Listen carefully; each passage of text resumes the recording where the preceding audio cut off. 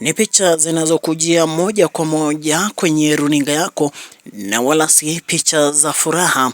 Ni picha zinazoonyesha wingu la huzuni na wingu la ghadhabu kwa pamoja, ambavyo vimeshuhudiwa katika kijiji kimoja ndani ya eneo bunge la Bomachoge Chache katika kaunti ya Kisii.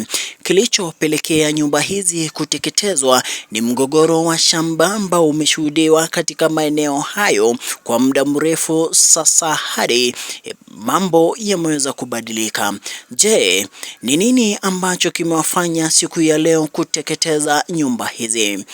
Baada ya mwanamume mmoja anayekisiwa kugawia mke wake wa pili shamba lote na kumwacha mke wa kwanza bila shamba. Kisa na maana ni kuwa mke wake wa kwanza alifanikiwa kujifungua watoto 5 wa kike, ila mke wake wa pili akafanikiwa kuzaa vijana wa kiume.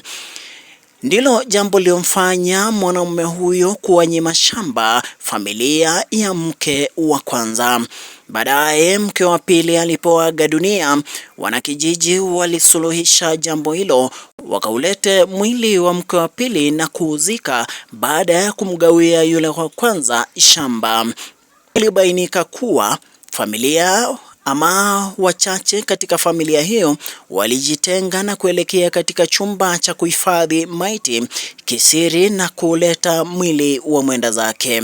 Walipogundua, wanakijiji waliuzuia mwili huo katika barabara kuu ya Kenyenya kuelekea Itago kwa muda mrefu, kisha na kuteketeza nyumba za mwenda zake na wale ambao walishirikiana katika kuleta mwili huo. Ni jambo ambalo liliwalazimu washika doria ama walinda usalama katika maeneo hayo kuingilia kati na kuzuia wanakijiji waliokuwa wameneza ghadhabu yao. Mwili wa mwenda zake ulirudishwa katika chumba cha kuhifadhi maiti ili kusubiri mgogoro kutatuliwa kabla ya kuzikwa. Aidha, washikadau katika sekta ya usalama wamewarai wananchi kutochukua sheria mikononi mwao, badala yake kufuata taratibu ambazo zimewekwa na serikali ili kusuluhisha kesi zinazowakabidhi. Endelea kutufuatilia ili kupata habari moja kwa moja kutoka maeneo yote nchini Kenya na Afrika kwa ujumla. Langu ni Nyabende.